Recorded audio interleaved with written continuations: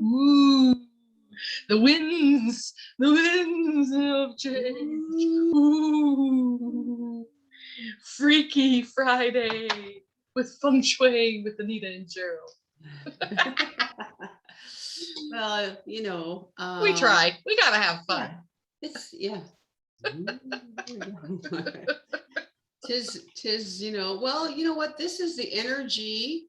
If you look back at the history of the Halloween and Halloween and all of that, it really has to do with energy. Of course it does. It has to do with an energy portal, and the veil being thinner and bringing in spirit. Actually, it's funny because my husband teases me when I have a channeling client or group like guidance from spirit last night, right? Yeah. Oh, you're getting ready to do a seance. And the first time I was kind of offended, and then I thought, hang on, what does seance mean?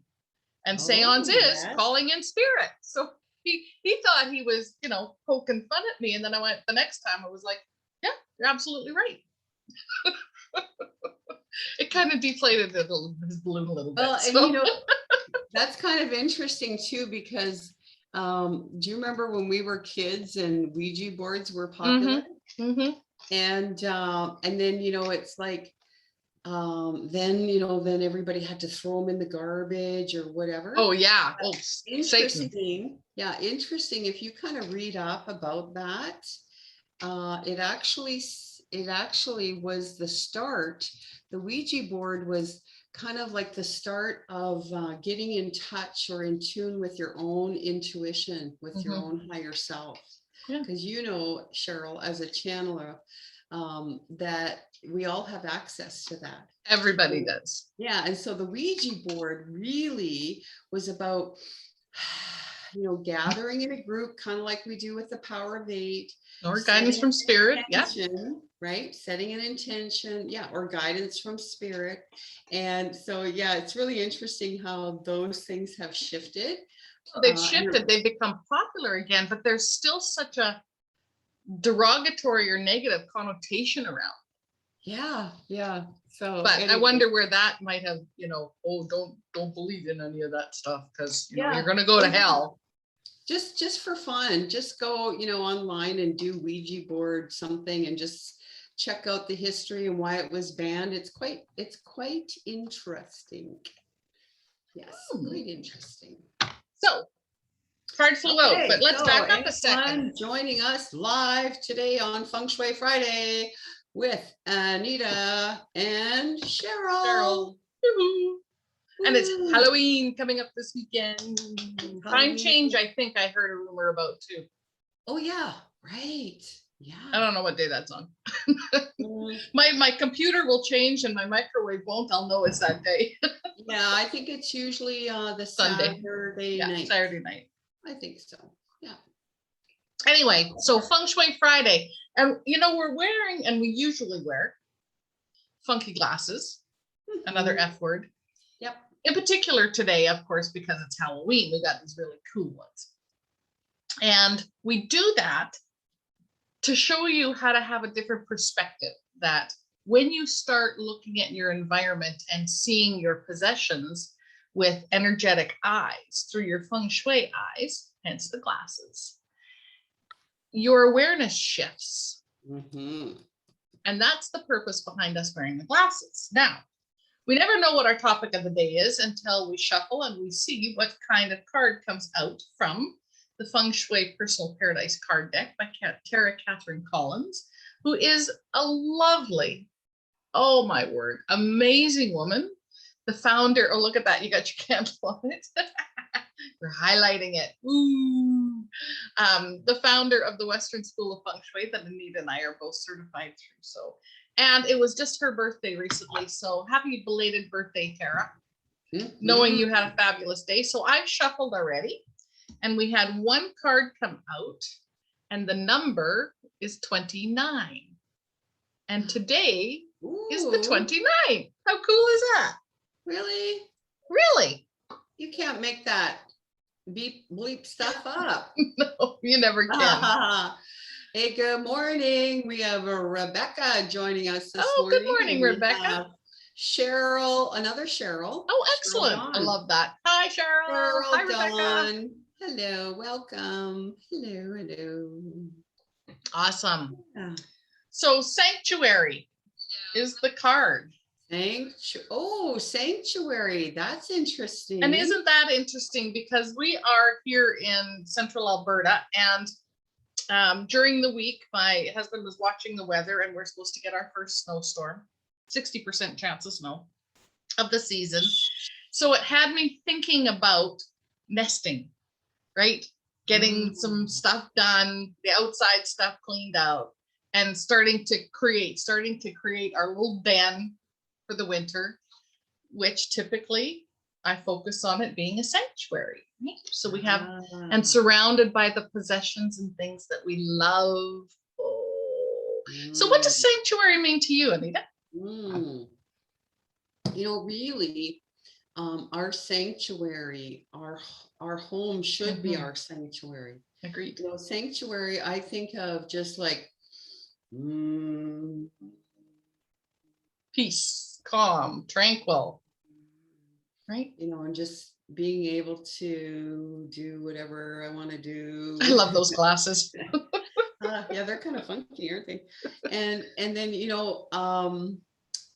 and so our home, and it's obviously it's not possible to have our entire home feel like our sanctuary. Well, we live in them. But maybe a space, right? Maybe it's a little room that you turn into a sanctuary that used to be a spare bedroom, and you get guests twice a year, right? And meanwhile, you're saving it for those guests twice a year, and it doesn't get used. Hello, and you want a meditation, yoga, reading, relax room where you can light candles and be weird, put your funny glasses on, burn some incense, and have a seance. Yeah, so I guess too, the sanctuary also is kind of like our inner sanctuary, showing up as our authentic self. Absolutely. And I know one of my sons always says, "Oh, Mom, stop being so silly with those silly glasses and all that stuff." And that's whatever his thing. But again, you and I showing up here every Friday, we have some fun or whatever. We are really we're just being our authentic self. Yes. And so that's kind of like honoring our sanctuary, I think. Well, and quite often, again, when we were talking a little bit earlier about the word seance and connotations around it, sanctuary quite often were related to churches, religious temples, even graveyards. However you define, it's a word. Yeah.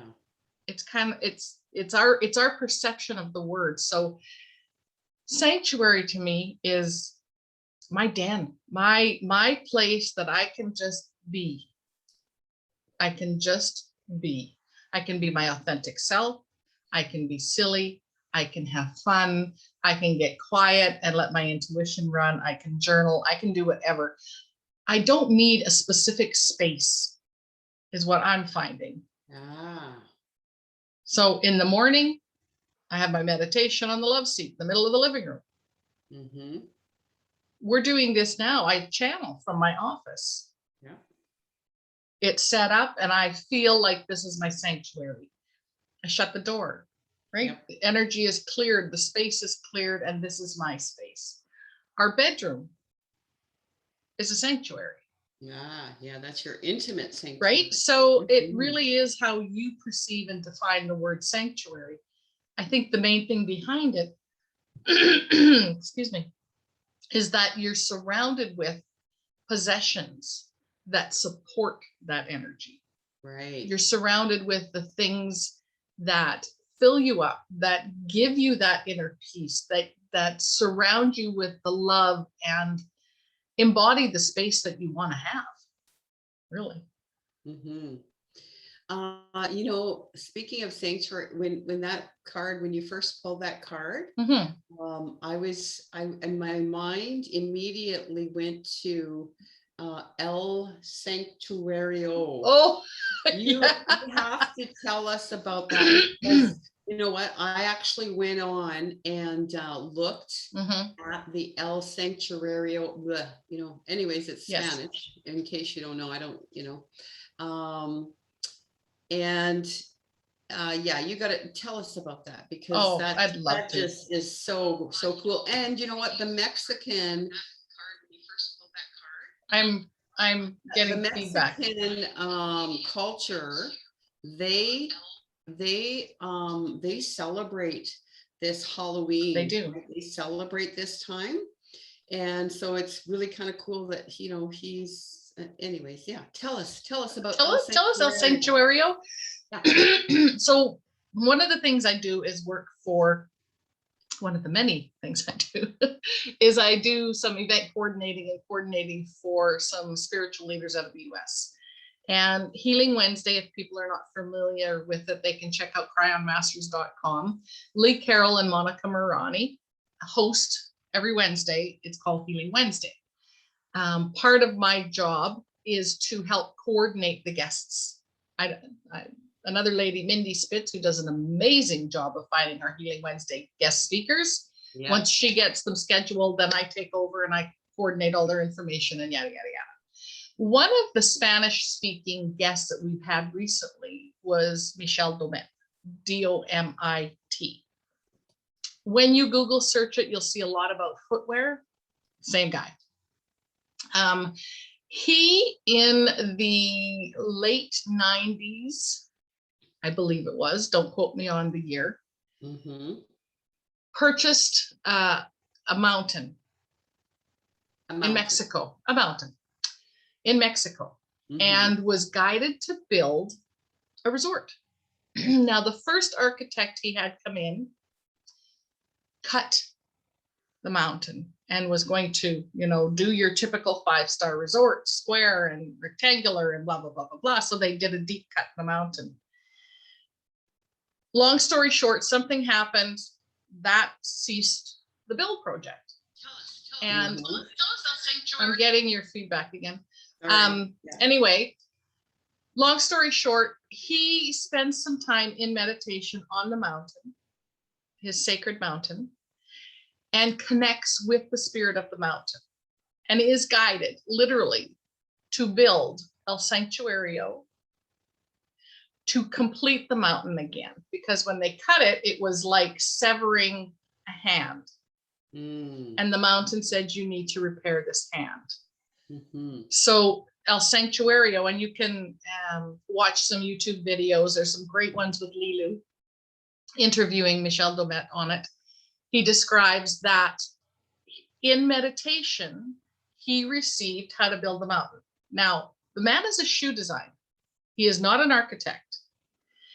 And he had met some people from the United Nations, was hosting the United Nations, hosting it in October. They hadn't started building anything in January. And in 9 months, he was guided how to build and completed the hotel. That alone is its own feat, with the guidance of the sacred spirit of the mountain. And it's designed, like, he's had people go like, how did you design, how did you know that this particular wood could withstand, the distance that you've placed it? Because that's not normally done. And it was a cantilever, and like, the stories are incredible.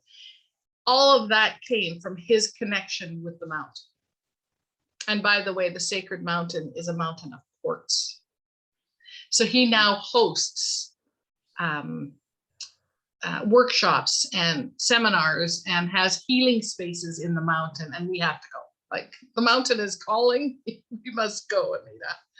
Well, so it's very cool. It's calling me, because you know what, like you say, as soon as you said the word sanctuary, that's the first thing that came into my mind was El Sanctuario. And I've looked online, and OMG, like, it's just this amazing, beautiful resort that's about an hour south of Mexico City. And you could just feel the energy when you're looking at it online even. Yeah. And that the other thing that I love about the story is that the 64 rooms. right? Yeah. So there's 64 rooms in this resort, and it's based on the book of the I Ching, which is how Feng Shui has borrowed wisdom from the I Ching. That's how we have the Bagua in Feng Shui. And so he used wisdom from the I Ching to build his resort. So and that wisdom came through. The wisdom came through the spirit of the mountain. Yeah, the mountain told him to do that. Yeah. Like, oh, holy Halloween, right? I know. Like, anyway, so I'm really happy that my friend Cheryl knows him. Michelle Domet. Personally, and he invited her, my friend, to go to his resort. So I know how to pack the suitcase. I know how to carry a suitcase. I will even rub suntan lotion on your cute little shoulders. Oh, you were so cute. Yeah, we must go. It's pretty incredible. So check them out on YouTube, Michel, Domit, Domit, or search El Sanctuario.